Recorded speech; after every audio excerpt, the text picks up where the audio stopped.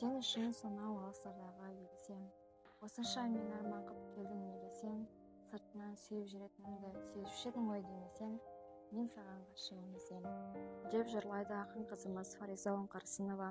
Мен бүгін сіздерге мен оқыған бір кітап айдарына Фариза апамыздың 2009 жылы жазушы баспасында жазылған «Мен саған ғашығым есем» жыр жинағын ұсынбақшымын. Есімінің алдына шейін шекпен атақ мансабын қоймай-ақ Фариза Оңғарсынова деген екі ағауыз сөзін өзі-ақ көз алдыма бүгінгі ең асқақ рухты тұлғаны әкеліп, ер мінез жырлар мен сезім суреттерін үздіксіз үлгілерін жадында жаңғыртады. Ақынның бұл жинағы әр жылдары жазылған сезімге толы өлеңдерімен топтастырылған. Сенің көзің көктемес, қара демес, қой көзі деп атайды мұндайларды. Ол көздердің оты да ғажап емес, бірақ маған сол жанады нұрдай мәңгі.